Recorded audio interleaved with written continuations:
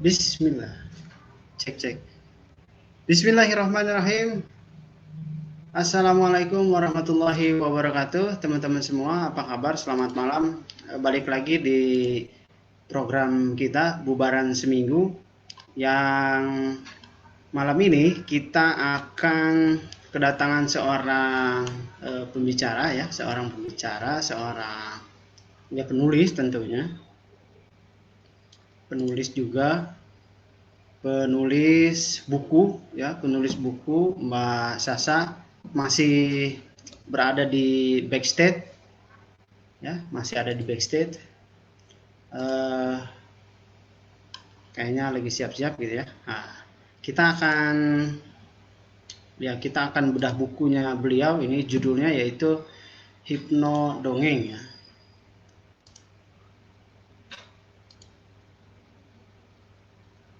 Hipno Dongeng ini nanti akan ya ujungnya sih menciptakan anak hebat gitu. Seperti apa dan bagaimana, teman-teman bisa nanti menyimak selama kurang lebih 1 jam. Kita akan ngobrol-ngobrol dengan penulisnya gitu ya. Saya sapa dulu.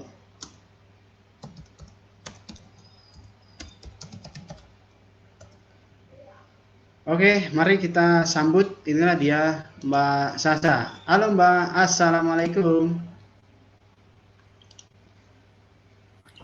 Waalaikumsalam warahmatullahi wabarakatuh, Mas. Ya, nih Mbak Sasa ya, sempat ada cerita lucu sebelum kita mulai, tapi nggak apa-apa lah. Baik, Gili lah. Mbak Sasa.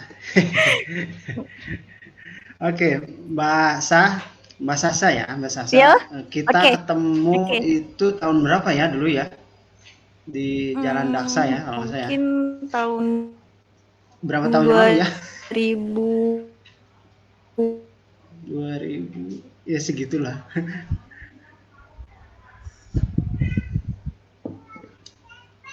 Oke, Mbak Sasa. Baik, buku Hipno Dongeng ini ya perpaduan antara hipnotis dan dongeng. Isinya kayak apa kita akan cari tahu nanti. Bukunya memang sudah sangat jarang ditemui ya, sangat jarang. Penulisnya juga tadi saya tanya cuma punya satu katanya. Punya satu. Dia masih loading kayaknya.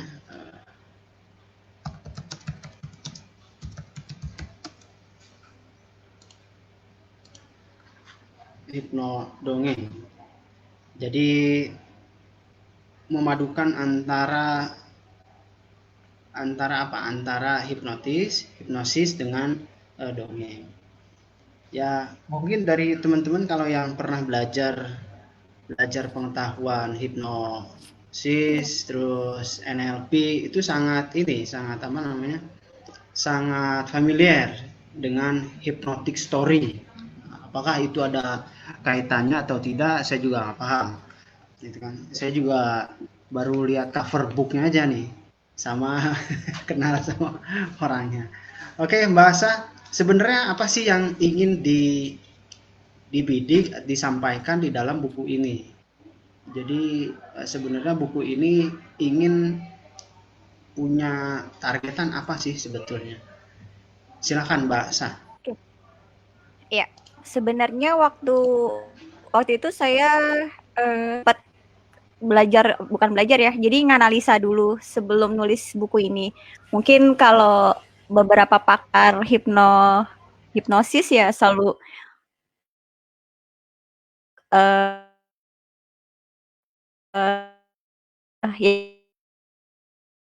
ya kayak hipnotis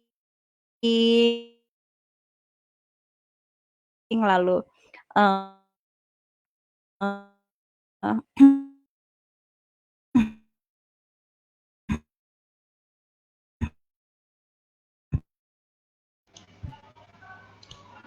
Halo, iya Mbak Asa. hipno gitu. Terus kenapa setiap saya ke toko buku, saya tuh mungkin hampir setiap hari kali ya ke Gramedia gitu atau ke toko buku Loakan. Memang hobinya tuh lihat kalau buku hipnosis itu kan rata-rata mungkin kayak hanya khusus untuk orang dewasa gitu ya. Halo,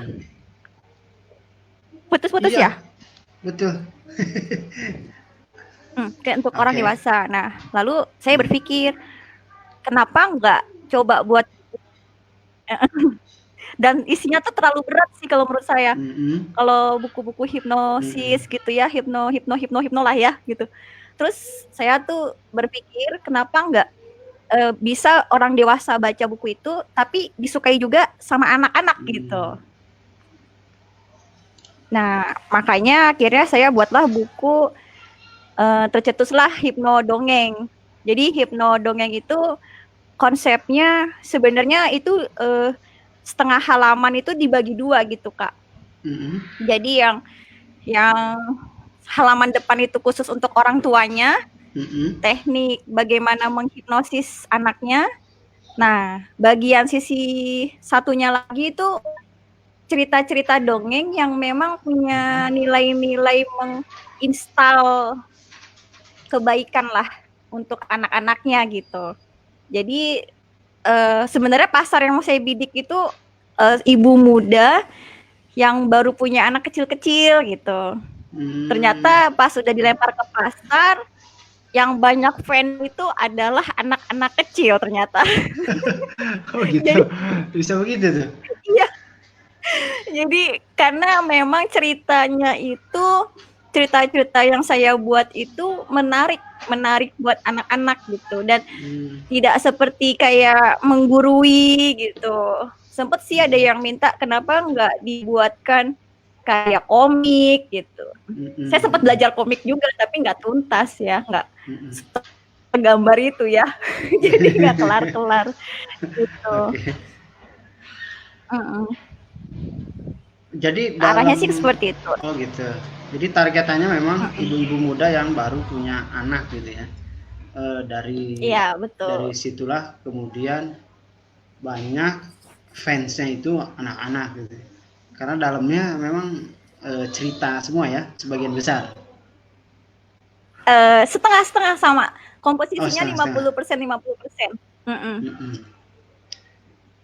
Bisa ditunjukin bukunya, Mbak Sa? Oh boleh, tapi cuman ada satu doang ya. Ya apa-apa, mudah-mudahan cetakan selanjutnya kan. Ini amin. Ini udah banyak. Sebenarnya banyak yang waiting list minta, cuman ya nggak bisa keluar lagi. Gimana caranya diainnya? Semoga aja bisa dicetakan kedua lah, bisa ini.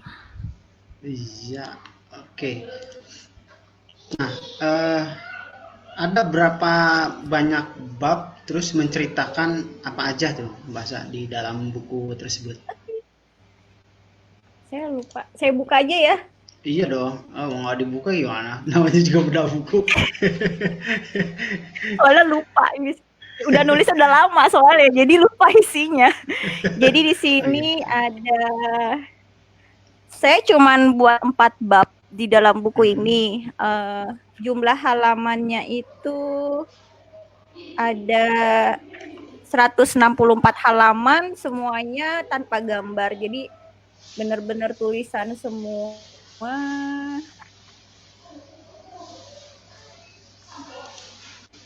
Ini tuh walaupun tulisan semua, tapi setiap malam anak kecil tuh pasti akan minta buku ini gitu untuk dibacakan ke ibunya.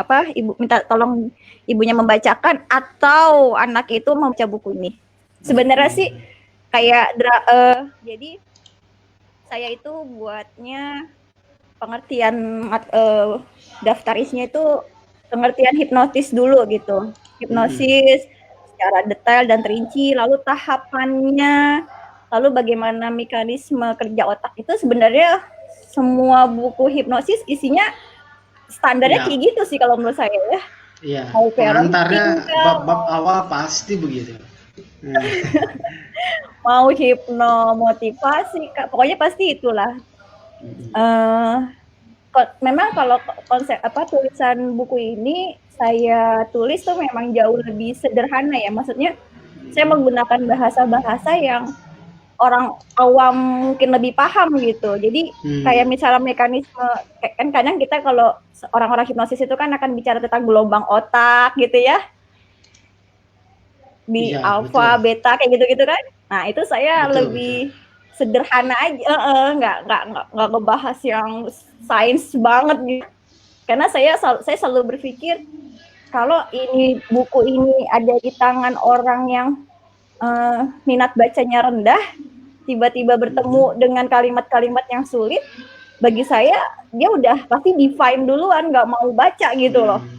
Benar. Jadi akhirnya saya buat kalimat yang jauh lebih sederhana, yang mungkin orang yang tipe-tipe yang mungkin kayak saya males baca itu masih mau baca gitu. Iya, Itu malas sih baca intinya. tapi bisa bikin buku ya. Iya. Oke. Kocak ya. Terus Iya, ya, unik, unik, baru unik. ini Ya, iya iya. unik. Emang kan itu nah ini lucu juga nih dari soal buku tentang hipnodongeng ini. Jadi saya begitu pede ya. Pede banget ya. Saya tuh tipenya sangat pede gitu, orang pede banget. Jadi waktu saya baru nulis buku ini, dulu saya jadi ikut kelas menulis. Itu harus jadi programnya tuh 30 hari udah langsung jadi selesai naskah. Program 30 hari menulis tuh. Saya ikut itu dan itu saya langsung ngambil pilihan tentang hipnodongeng. Itu Gitu. naskah belum selesai, tulisan belum jadi, saya udah iklan di Facebook. Oh, udah iklan, udah buku Judul gue jadi nih, gitu ya. Silakan nih. judul belum tahu. Jadi saya ini dulu menghipnosis orang dulu ya supaya mau beli buku saya gitu. Jadi covernya belum tahu, materinya juga belum jelas, terus isinya bagaimana. Tapi saya udah jualan. Ada yang mungkin penasaran kan, apa sih hipnodongeng gitu. Kan Saya orang juga selalu berpikir ini. bahwa ntar beli ya. Siap. Siap. Jadi memang, dan satu buku yang menjadi inspirasi saya waktu saya nulis tentang buku ini itu bukunya Huges, Kak. Tentang publish for kids judulnya. Bukan yang Huges, itu, hypnoslimming, bukan? Bukan. Dia dulu waktu saya ketemu beliau, dia belum main ke hypnoslimming, belum sekurus ini waktu dulu saya belajar sama beliau gitu. Dan kayaknya dulu belum belajar tentang hipnoterapi si Huges itu. Waktu itu saya ikut kelas dia tentang body language kayaknya. Saya lupa deh tahun berapa itu. Nah, waktu saya ikut kelas dia, saya beli buku dia tentang public speaking for kids. Itu yang saya dapat dari buku beliau adalah buku beliau itu tampak depan dan tampak belakang. Dua-duanya itu jadi cover. Maksudnya ketemu di tengah ya? Jadi betul. Jadi kalau buku umum kan ini kita pengertiannya tentang ini ya. Nih pengertiannya ya. Nah, kalau di Huges itu nggak ada. Jadi ini cover depan dan ini pun cover depan gitu. Jadi di saat kita baca, misalnya baca yang di cover depan ini, nanti di saat kita baca yang belakang itu posisinya kebalik. Iya. Jadi kebalik gitu. Paham. Kayak gitu. Saya ada kayaknya beberapa novel yang begitu. Bukunya kayak gitu. Iya, itu bagi saya itu buku yang paling unik ya. Maksudnya selama saya ke Gramedia, mungkin hampir setiap hari saya ke toko buku Lowak gitu ya, itu baru ketemu cover buku seperti itu. Terus akhirnya saya langsung kayak punya ide gitu. Nah, waktu itu saya nyampaikan itu ke penerbit, kayaknya belum diterima sama penerbit ya. Jadi maksudnya saya tuh maunya cover ini buat emak-emaknya nih, belajar tentang hipnosis kan, nanti sebelah sininya tentang dongengnya gitu, maksudnya saya. Dan sama penerbit yang ini nggak diterima. Iya, apa ya kan kalau penerbit gitu kita nggak bisa milih ya.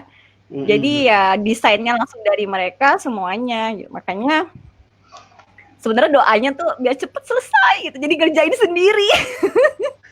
Jadi kalau Iya, ngerjain, kalau benar. nyetak sendiri kan kita lebih lebih apa ya, Lebih ide-ide kan lebih keluar gitu ya. Nggak lebih banyak yang leluasa ya. betul, nggak banyak yang mesti di apa ya, kayak ini nggak boleh, itu nggak boleh kan gitu kan ya. Kalau kita nyetak sendiri kan, yang penting aturannya itu masih standar lah, standar ya kita nggak ada porno, nggak ada ini kayak gitu. Nah, di sini saya cuma sedikit banget Kak, materi itu sangat sedikit, terutama tentang hipnosis karena saya lebih sukanya tuh praktis ya. Karena jujur saya belajar hipnoterapi, belajar NLP gitu ya, ngambil sertifikat sini sana. Saya bukan tipe yang mudah sekali mengingat bahasa-bahasa asing gitu atau bahasa-bahasa secara ilmiah. Jadi saya lebih sukanya itu memang kekurangan otak saya ya. Saya termasuk bukan yang pintar gitu. Oke. Jangan ketawa. Bukan, Gitu ya. bukan kekurangan cuma. Oke. Kan kelebihannya gitu. banyak. Nah, di sini alhamdulillah. Kan manusia begitu ya. Nggak ada banyak lebihnya, banyak kurangnya banyak gitu.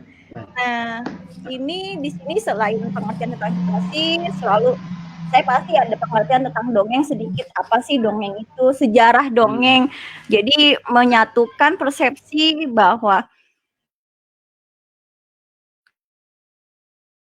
kalau berhubungan sama dongeng itu kan mungkin orang selalu bilang bahwa itu dunia hayalan gitu ya. Maksudnya bohong-bohongan gitu. Tapi kan sebenarnya banyak, karena gini, waktu kecil, cerita sekilas ya, waktu kecil itu setiap mau tidur, saya itu selalu didongengin sama almarhum papa saya. Itu hampir setiap hari. Hampir setiap malam didongengin. Itu luar biasa katalog ininya. Perbendaharaan dongengnya. Iya, perbendaharaan dongeng setiap malam. Luar biasa. Dan dulu waktu kecil tuh kadang mungkin karena sering mendengar cerita lalu gitu ya, apa ya hal-hal yang mungkin kalau cerita itu kan ada cerita yang aneh, ada cerita yang nggak aneh juga kan. Jadi kadang tuh improve-nya, penghayalannya tuh terlalu tinggi. Jadi imajinasinya itu terlalu tinggi waktu kecil. Karena memang setiap hari papa saya tuh dongeng apapun gitu ya, didongengin gitu. Nah, pas papa saya mulai sibuk, zaman dulu tuh waktu saya kecil ada radio, ada kaset. Nah, itu tuh namanya Sanggar Cerita. Kaset Vita maksudnya. Nah, itu kaset Vita. Kaset Vita. Radio. Masukin. Iya benar. Yang zaman dulu tuh tahu kan, berarti seumuran kita. Belum ada DVD, belum ada CD. Gitu ya. Nah, itu setiap malam, jadi setiap hari tuh papa saya beliin kaset yang Vita itu dengan bermacam-macam cerita, baik dari cerita Nabi, cerita tentang rakyat Indonesia, dan itu hampir setiap malam sebelum tidur saya pasti mendengarkan kaset itu. Jadi kalau sekarang nih cerita tentang Nabi, mau Nabi apapun aja saya bisa hafal. Oh, mantap. Tapi yang saya itu udah hatam tuh buku cerita 25 Nabi dan Rasul nih. Iyalah. Setiap hari kan. Karena memang setiap malam itu, setiap malam. Dulu mungkin orang tua saya nggak paham ya tentang pendidikan parenting gitu. Tapi saya bersyukur banget waktu papa saya tuh suka dongeng, akhirnya mungkin banyak kosak kata yang wismi gitu ya. Walaupun memang di keluarga saya suka ada bahasa Jerman yang keluar juga, Kak. Maksudnya bahasa Jawa gitu. Kita kan orang Jawa. Jadi sehari-hari itu Jawa. Jadi suka ada bahasa-bahasa yang ngerti juga. Nah, terus dari situ setelah pengertian dongeng, lalu manfaat dongeng untuk anak, baru saya combine tuh pengenalan tentang hipnodongeng seperti apa. Terus menerapkan hipnodongeng dalam pendidikan. Sudah, cuman sampai segitu materinya. Yang untuk orang dewasa sedikit banget. Nah, baru yang materi yang paling banyak itu adalah cerita-cerita dongengnya. Ini Cerita-cerita cerita-cerita dongeng. dongengnya. Iya, cerita dongeng. Saya dongeng karena memang bukan cerita sesungguhnya ya. Kayak contoh judul ceritanya misalnya tikus kota dan tikus desa. Tikus kantor Nah, ada ini tikus kantor. ya kalau anunya ya banyak. Kirain ada judul ceritanya tikus kantor. Terus Tikus berdasi. Oke, ini so, lanjut aja.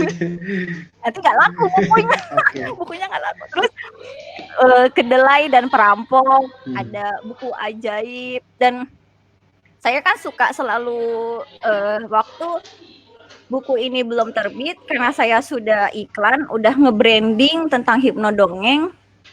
Itu banyak orang tua yang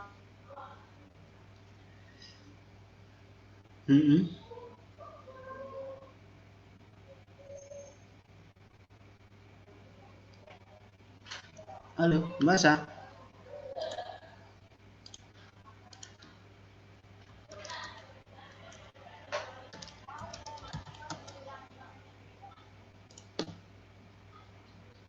Oke, nah jaringannya hilang. Biasa, malam minggu begini teman-teman.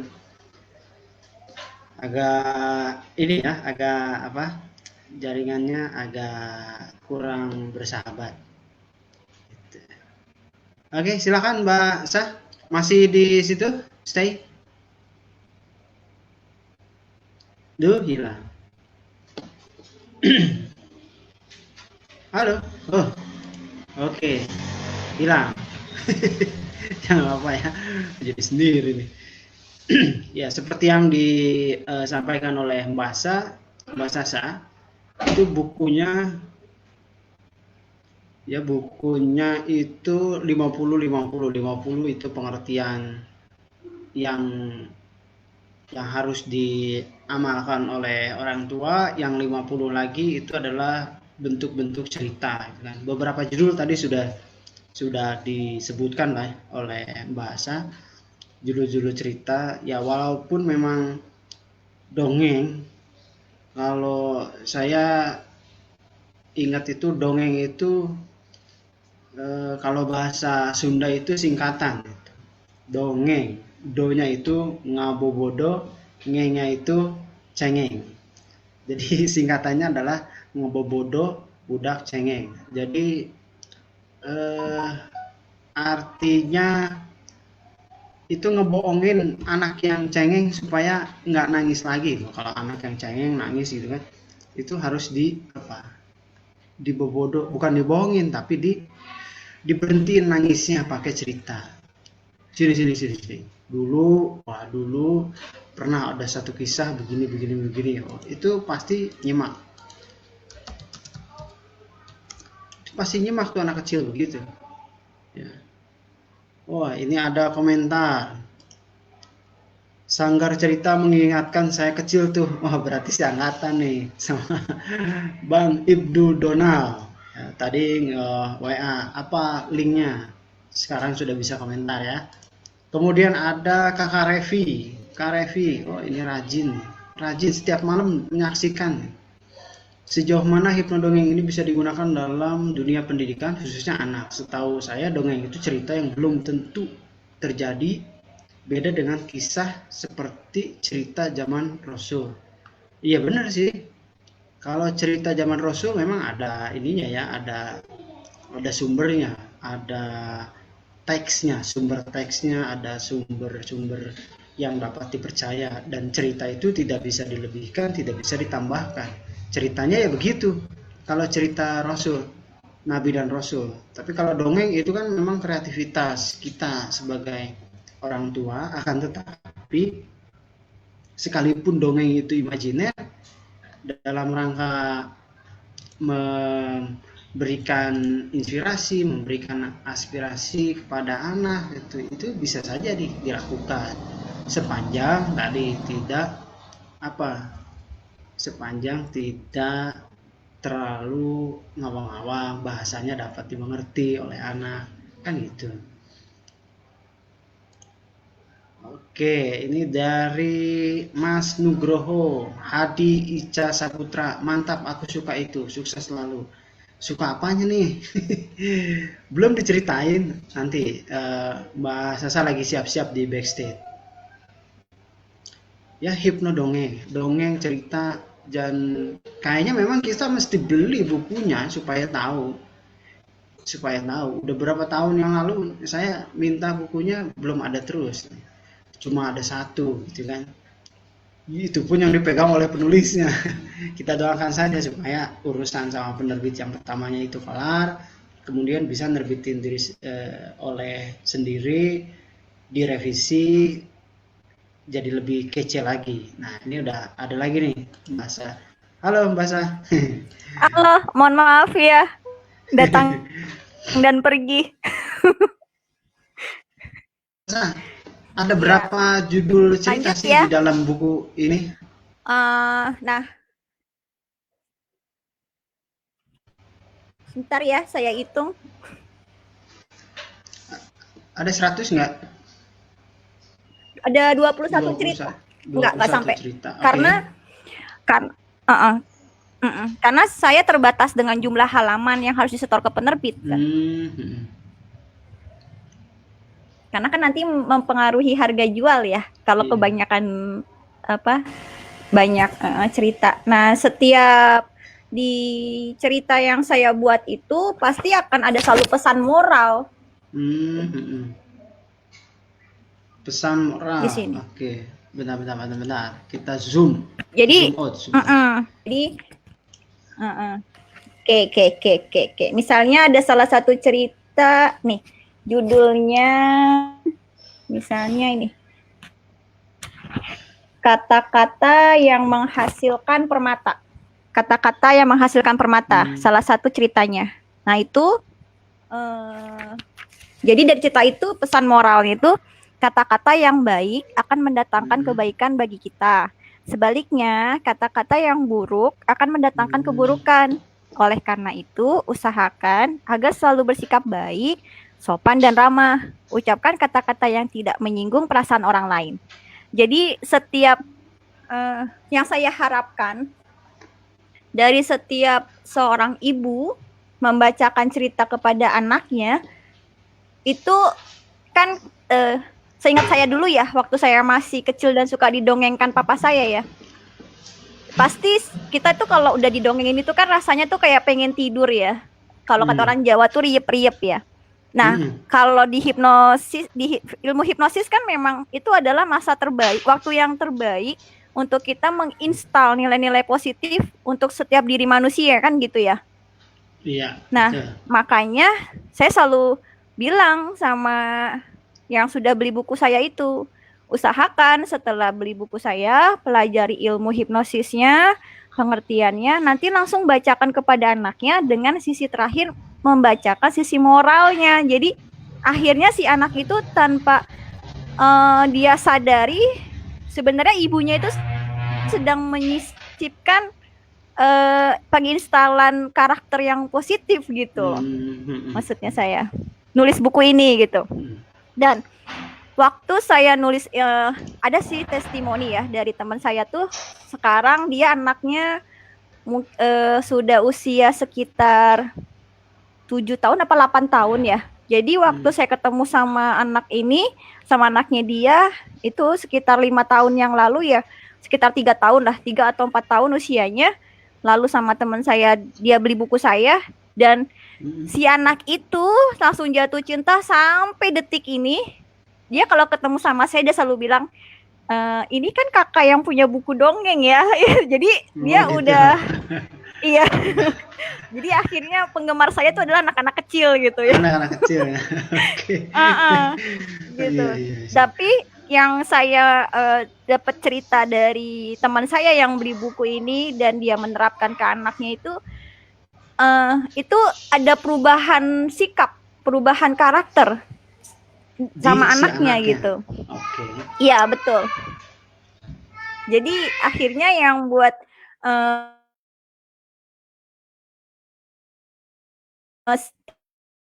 teman saya itu selalu mereferensi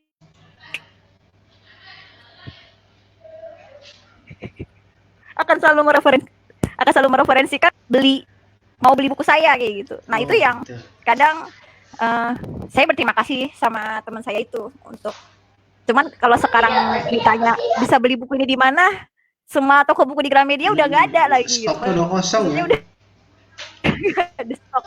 Udah nggak, ini memang sudah habis, tidak ada. Karena mantap. iya, udah. Harusnya bestseller Orang waktu cetak pertama lagi. kali terbit itu udah, iya. Harusnya, cuman kan nggak tahu penerbitnya.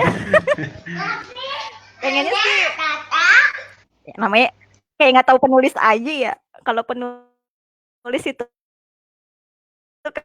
kan gimana?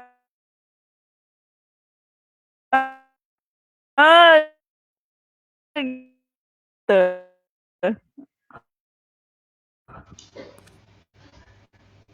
Gitu. Oke. Nah, misalnya saya sedang lagi menyusun naskah kedua saat sekarang karena mungkin buat yang pertama ini gitu. Halo Dede. Itu Kak.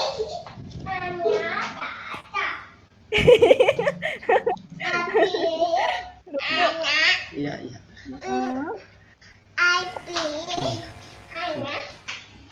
Oke. Biasa. Biasa. Menyenangkan itu. Oke, hipnodongeng. Kemudian ya, artinya kan ini bukan sebatas buku yang isinya cerita saja ya.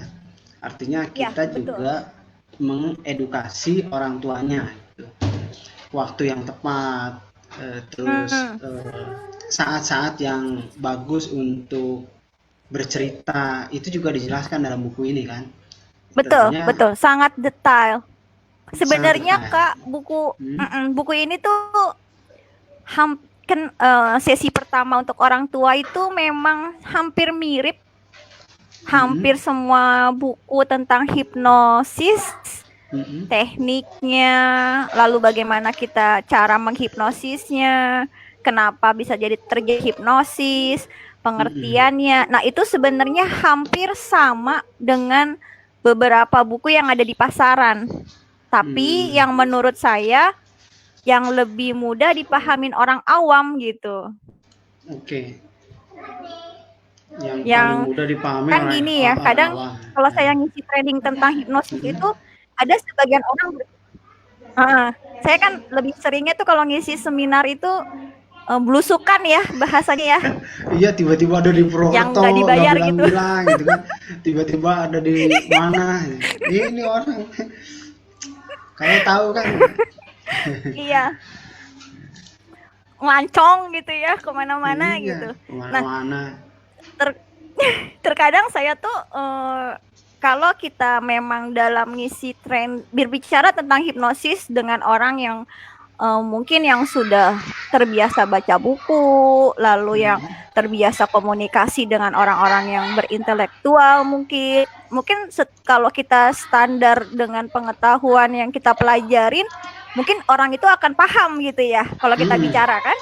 Tapi kalau kita berada, maaf ya, misalnya desa gitu ya, maksudnya di yang orang biasa dan nggak pernah bersentuh dengan buku atau mungkin nggak pernah baca buku sekalipun gitu toh, nggak pernah tahu tentang sosial media misalnya, terus kita berbicara dengan bahasa yang hipnosis gitu, mungkin orang akan bengong melihat saya ngisi training itu, bengong bukan terkesima karena saya ngisi. Iya, bener kan? Bener.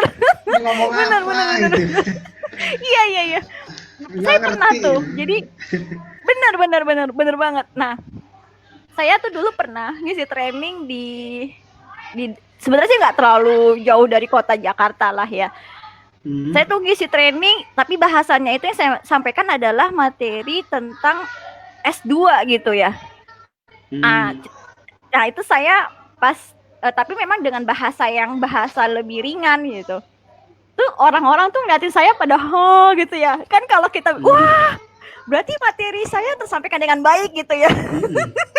Istilah Tapi saya langsung sekarangnya ini orang pada cengok gitu. saya perhatiin ya Cengok. wajahnya. Terus saya ceplos aja gitu. Ibu-ibu perhatiin saya terkesima sama saya, aku nggak ngerti sama materinya. Langsung ketawa ngakak semuanya. Karena ya mereka sebenarnya mungkin ngerti, tapi kan ada bagian-bagian yang mungkin mereka nggak ngerti dan malu bertanya gitu ya. Karena gini ya menurut saya ya Kak ya, kita itu di Indonesia, anak-anak kita itu banyak yang diajarkan untuk tidak berani untuk bertanya gitu loh. Oh gitu. Dan terkesan kayak saya gitu ya. Sini kan tipe orang yang kepo ya, tapi kepo dalam tanda positif ya. Oke. Maksudnya bukan yang negatif gitu. Saya ini kan tipenya orangnya tuh suka bertanya. Dari saya zamannya sekolah dulu ya. Kalau saya nggak ngerti apa gitu, itu saya harus tahu jawabannya gitu. Orang ngelarang saya nih, dia ngelarang saya, dia harus memberikan alasan kepada saya. Kenapa ini nggak boleh? Kenapa harus seperti itu gitu? Kenapa? Karena dulu papa saya nggak pernah marah sama saya, almarhum papa saya. Jadi papa saya tuh nggak pernah marah. Jadi beliau itu, saya melakukan kesalahan nih misalnya, melakukan kesalahan dihukum lah misalnya ya di sekolah gitu. Papa saya itu nggak pernah marah, dia pasti akan bertanya, kenapa kamu ngelakuin itu? Kalau kamu ngelakuin itu, yang akan kamu dapatkan seperti ini konsekuensinya. Tapi kalau kamu ngambil pilihan ini, kamu akan mendapatkan ini konsekuensinya. Sekarang terserah mau pilih yang mana. Semua hal kamu yang nanggung. Jadi pilihan itu kamu yang jalanin. Nah itu saya memang bisa dikatakan zaman kecil dulu nakal. Okay. Yang namanya kanyut dari kali gitu ya.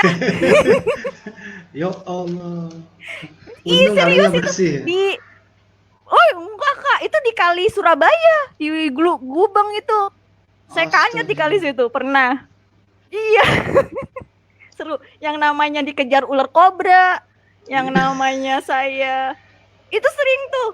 Yang namanya saya jatuh dari ketinggian karena manjat itu ya, manjat pagar. Itu sering banget saya. Tapi kan dulu, kalau sekarang enggak. Enggak ya. Oke. Udah insaf lah gitu.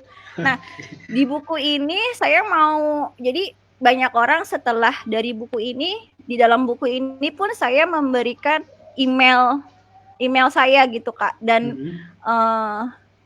informasi saya secara detail boleh diketahui oleh siapapun yang baca buku ini, dengan harapan karena di buku ini saya ada tulisan gratis konsultasi. Konsultasi, oke. Gratis konsultasi. Jadi siapapun orang yang mungkin bermasalah dengan anaknya, mungkin punya anak yang seperti saya gitu ya, yang selalu mungkin orang tuanya ngelus dada. Ini anak kenapa gitu ya. Nah itu silakan. Daripada ngelus dompet. Itu mah udah yang kesekian ngelus dompet. Oke. Jadi biar mereka bisa bertanya gitu langsung dengan saya, misalnya punya masalah apa, insya Allah kalau setiap kirim pasti akan saya balas gitu. Cuman memang sempat di tahun berapa gitu ya, mungkin karena saya terlalu headache ya, maksudnya trending sini, trending sana, trending sini, trending sana gitu ya. Kadang ya banyak lah orang WA gitu ya, kadang nggak kebaca gitu. Saya minta maaf, bukan berarti saya sombong atau gimana, enggak, karena kadang buat tidur aja baru bisa tidur kayak di kereta atau di bus kayak gitu kan, kadang ya tahulah kalau yang namanya trainer ya. Tempat tidurnya mah di mana aja gitu ya. Astagfirullah, di mana aja. Oke. Ya memang luar biasa nih Mbak Sasa, nih jadwal trainingnya padat. Sekarang corona dulu. Di rumah aja berarti. Makanya jerawatan. Di rumah saya malah jerawatan, nggak pernah jalan-jalan. Iya. Problemnya trainer begitu. Besok programnya adalah menjauhi timbangan badan. Biar timbangan nggak ke kanan ya. Iya betul. Bahaya itu. Dia harusnya ke kiri terus. Nah, memang kalau yang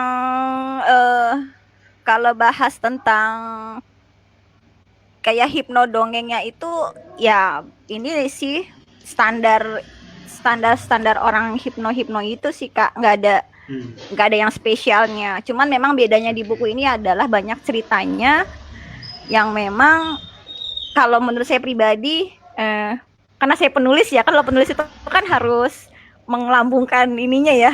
Iya, oke. Harus promosi. Itu keunggulannya karena banyak cerita yang bagi saya itu bernilai positif sih begitu. Oke. Nah, ini nih ada pertanyaan begini nih dari Kak Revi, Mas Hasan. Sejauh mana sejauh mana hipnodongeng bisa digunakan? Oke, saya jawab. Makanya tadi saya sampaikan ya, kalau bicara tentang dongeng, mungkin banyak orang berpikir bahwa itu kan sesuatu khayalan ya. Bisa dibilang mungkin bohong lah atau kayak gimana gitu. Kalau dibandingkan dengan kisah-kisah yang kayak kisah Nabi, mungkin ya, kisah-kisah sahabat Nabi, ya nggak ada bandingannya. Maksudnya jangan dibandingkan gitu, karena konsepnya itu beda banget. Kalau kita berbicara dengan contohnya misalnya gini, mobil Carry dibandingkan sama Mercy, itu pasti nyamannya mobil. beda. Sama-sama mobil. Oke. Sama-sama bisa jalan, sama-sama roda 4, sama-sama melindungi dari hujan dan panas, tapi tingkat kenyamanannya beda, harganya pun juga beda, bahasa kasarnya gitu. Nah sama di dongeng, maksudnya dengan dongeng atau dengan cerita Nabi ya jangan disamakan gitu. Kalau tentang kualitas misalnya bisa tidak kalau dia jadi apa nilai positif atau bisa berubah nilai di untuk pendidikan, ya itu sebenarnya kalau saya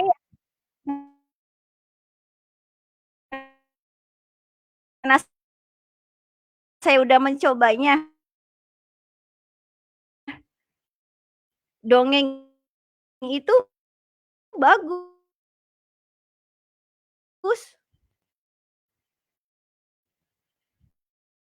Kalau dongeng nggak bagus, kenapa banyak tercipta pendongeng gitu loh. Sederhananya sih seperti itu. Oke. Jadi kalau memang kan kalau saya lebih apa ya, gini ya Kak, saya selalu kalau menyampaikan sharing tentang hipno, saya berusaha jadi saya kan dengan agama gitu ya. Jadi istilahnya pastinya kalau dengan cerita-cerita tentang Nabi, sahabat Nabi, ya itu udah ya itu pasti baik sekali gitu. Kalau kasarannya kan gini ya, misalnya kita diantara memilih membacakan Al-Quran atau mendengarkan musik klasik, saya mungkin akan memilih bacakan Al-Quran gitu, menurut saya. Terus misalnya kalau ada pilihan lebih baik didongengkan atau dibacakan cerita Nabi, ya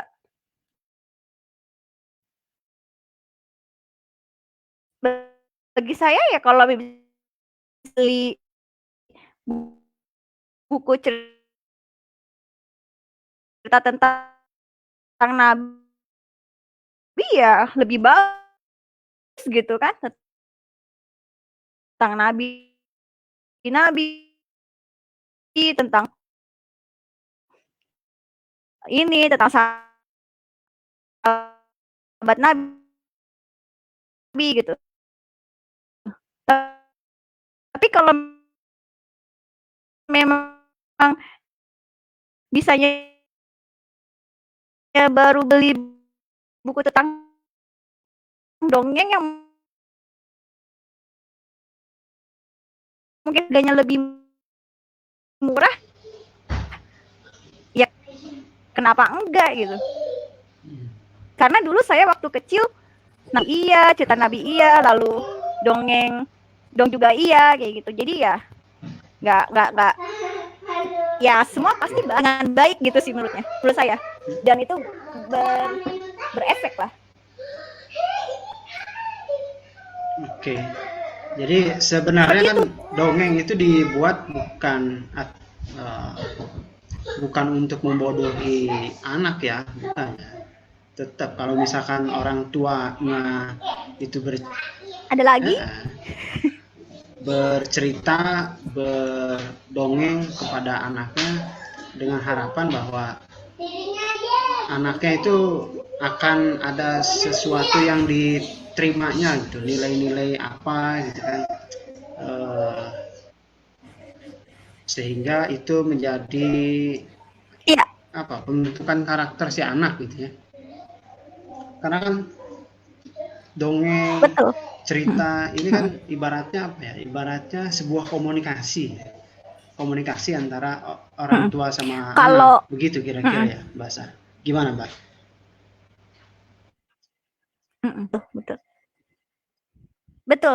Betul. Karena kan benar, Kak, hipnosis itu kalau menurut saya ya secara sederhananya hipnosis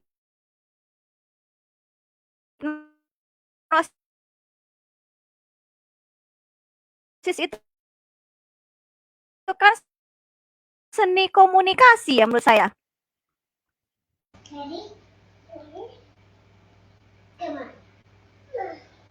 Seni komunikasi menurut saya. Jadi kalau bahasa sainsnya hipnosis itu repo ya, untuk repo, pendekatan, PDKT. Jadi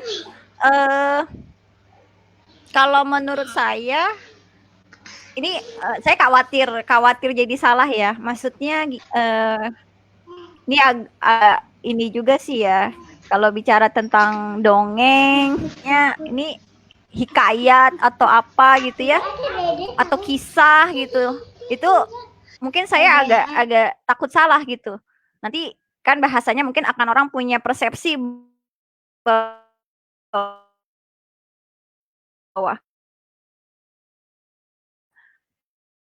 dongeng itu kan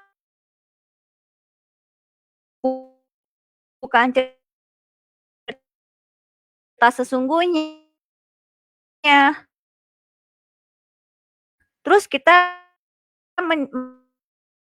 mendongengkan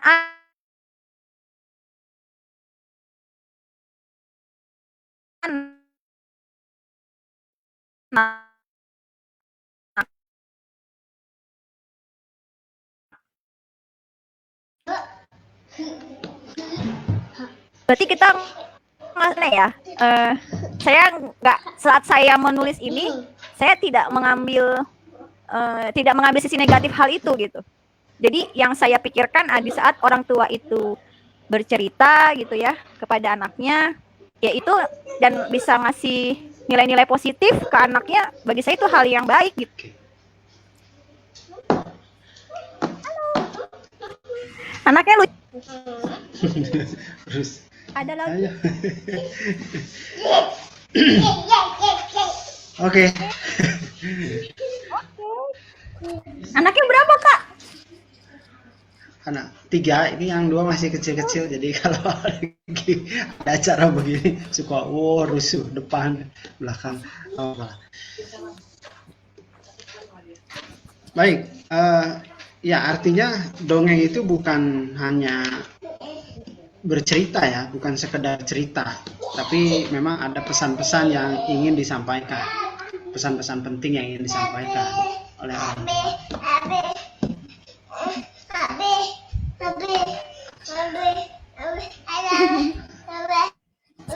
Pesan-pesan penting itulah yang kemudian orang tua mesti paham, mesti paham, kemudian sebagai orang tua juga mesti pakai strategi. Ya boleh dibilang kalau saya memperhatikan bahwa hipnodongeng ini adalah sebuah strategi gitu. Sebuah strategi agar orang tua bercerita itu dengan segenap ketulusan, dengan segenap nilai-nilai yang ingin disampaikan. Kira-kira begitu. Oke. Iya, Mbak Sa, betul. betul gitu ya? Iya. Ya, soalnya saya penasaran juga nih sama isinya nih. Gini Kak, karena materi kita saat sekarang berhubungan dengan hipnodongeng, energinya ketarik ya. Jadi anak-anaknya ikutan.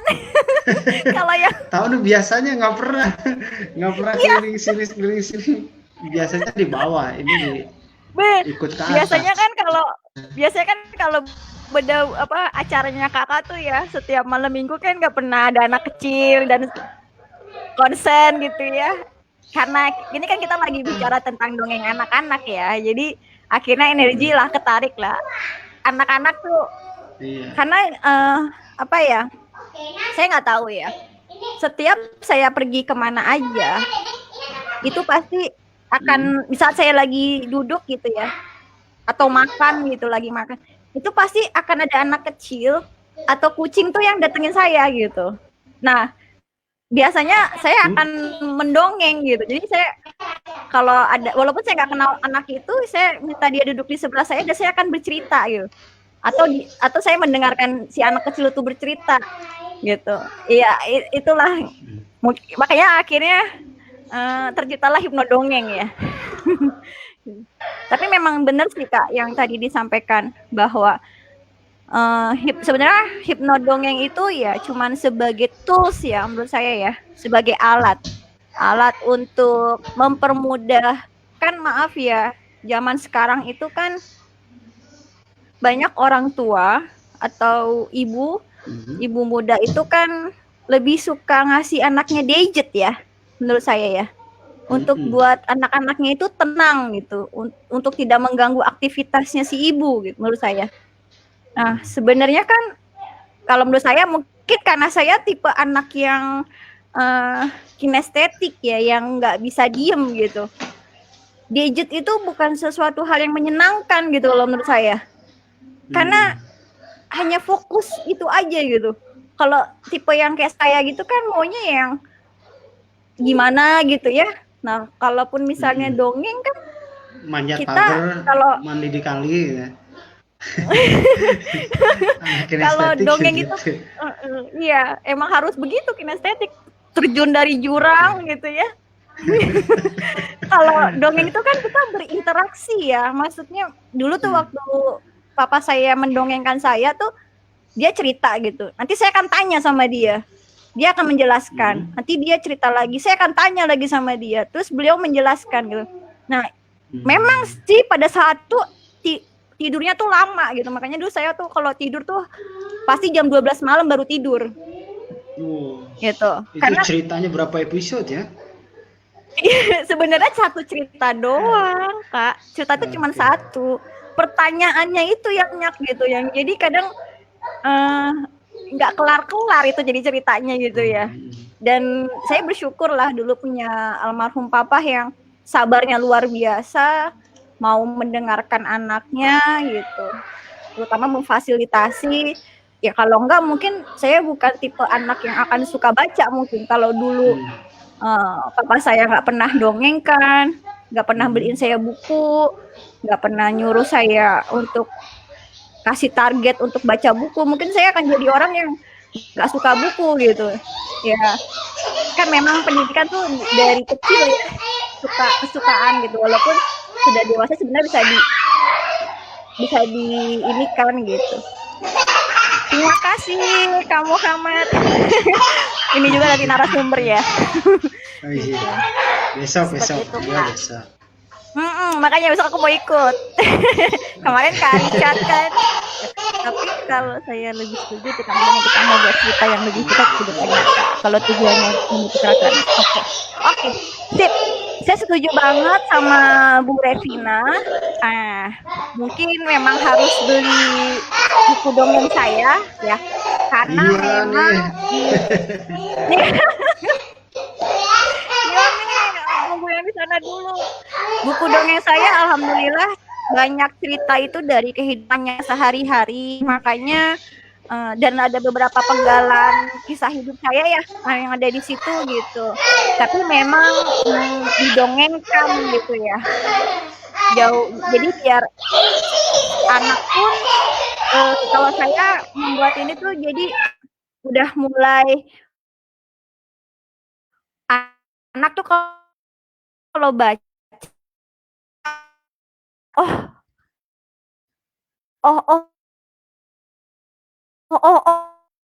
gitu loh. Jadi banyak iya gitu loh, Kak. Seperti itu. Ya, biasa. Backsoundnya anak-anak karena cuman kan kalau kita di toko buku yang dongeng itu kan memang untuk maksudnya kita misalnya toko-toko buku di luar sana nulis tentang dongeng gitu ya, terus kita menginfokan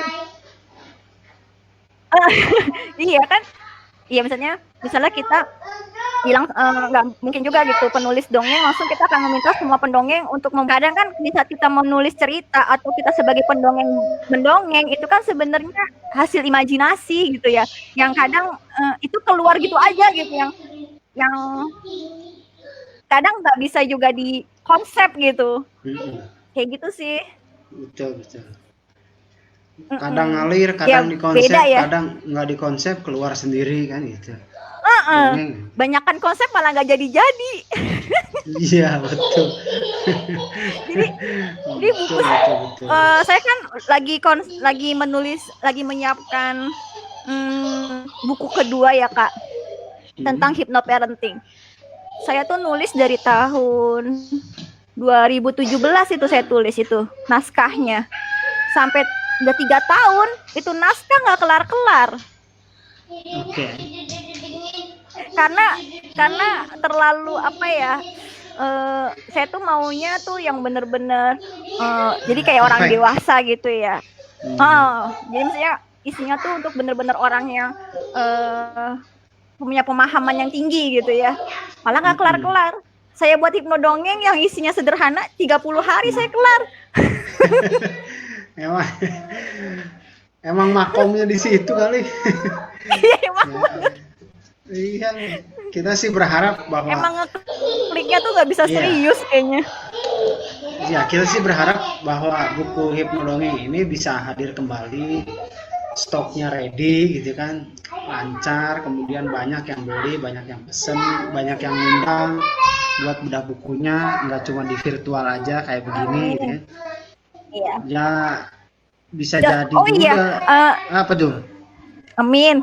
Ini Kak, hari ini ini adalah pertama kalinya saya bedah buku tentang hipnodongeng. Setelah sekian tahun. Iya. Setelah 4 tahun. Keren ya. Saya sama ini.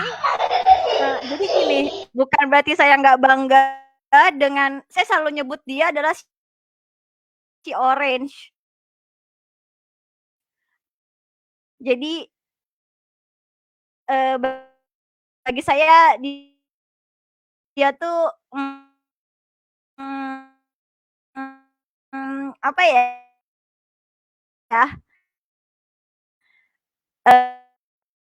Sesuatu hal banget bisa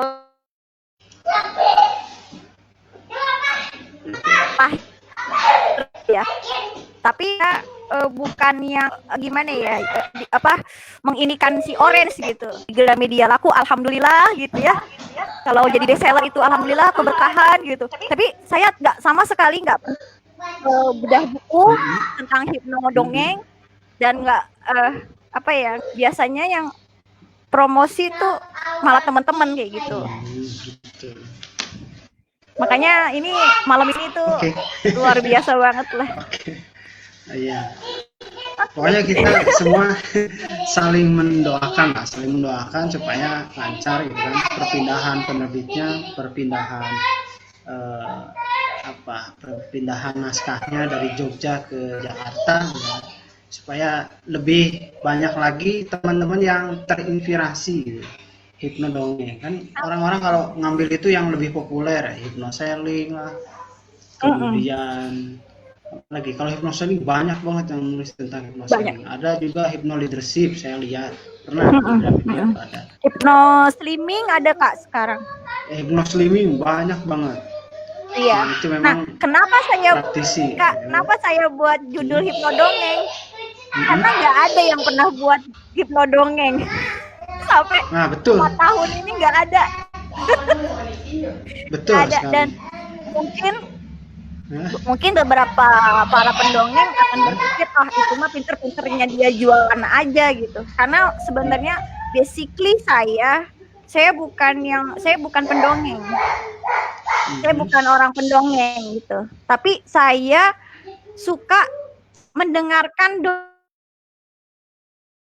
dongeng, cerita, mendengarkan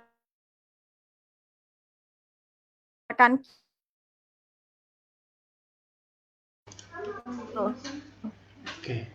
Jadi ya karena saya Oke. Ya, iya, makanya mungkin sampai saya menerbitkan ada hipno dongeng ini 4 tahun ini selalu saya cek belum ada yang membuat hipno dongeng juga gitu. Jadi belum ada penulis selain saya. Keren juga kan? Iya, oke lah. Oke lah, keren. Ini malah para pendongeng nih. Saya tantang Anda untuk Waduh, jangan. Saya banyak berguru kepada mereka. Ada Kak Adi gitu kan. Kak Adi belum. Waduh. Karena saya bukan pendongeng, Kak. Oke. Iya, makanya. Tapi kan keren. Tapi kan kerennya walaupun bukan pendongeng, tapi setiap dari kita itu sebetulnya pencerita, penutur kisah-kisah, pencerita peristiwa-peristiwa. Apapun itu, apapun profesinya, apapun posisinya, kita tuh selalu senang untuk bercerita. Terlebih lagi orang tua itu sangat senang bercerita kepada anaknya. Oke, Mbak Sa, udah 1 jam ini kita. Ya, alhamdulillah, nggak terasa dengan perjuangan ya. Iya nih, 1 jam ini kita telah ngobrol-ngobrol gitu kan di acara. Terima kasih. Terima kasih juga telah bersedia gitu di program bedah buku saya di acara ini. Terima kasih. Ya, terima kasih. Dan saya tunggu betul itu bukunya supaya bisa buat dedeknya ya. Iya nih, ntar keburu gede bukunya belum terbit juga kan. Belum cetak ulang, repot juga nih. Nggak apa-apa. Nah, kita berdoa semua supaya dimudahkan, dilancarkan. Terima kasih telah hadir di program Bubaran Seminggu bedah buku bareng para motivator, coach, pembicara publik yang menulis buku. Insya Allah semua apa yang kita bicarakan di sini, kita bahas di sini itu sangat bermanfaat bagi orang yang menyimak, gitu ya, orang yang menyimak. Semoga bermanfaat, memberikan inspirasi teman-teman semua di malam minggu. Malam minggu disuruh nyimak bedah buku. Malam minggu disuruh dongeng. Dedek. Halo. Ayo, sini. Halo. Namanya siapa? Hai. Namanya siapa? Umi lagi. Hah? Siapa? Oke. Oke. Kita tutup ya. Terima kasih Mbak Sasa. Oke, terima kasih, Sampai jumpa di Kak. kesempatan yang lain. Insya Billahi taufiq wal Allah. hidayah. Wassalamualaikum warahmatullahi wabarakatuh. Waalaikumsalam warahmatullahi wabarakatuh. Ya, begitu ya teman-teman. Sampai jumpa besok malam di acara yang sama. Sekian, terima kasih.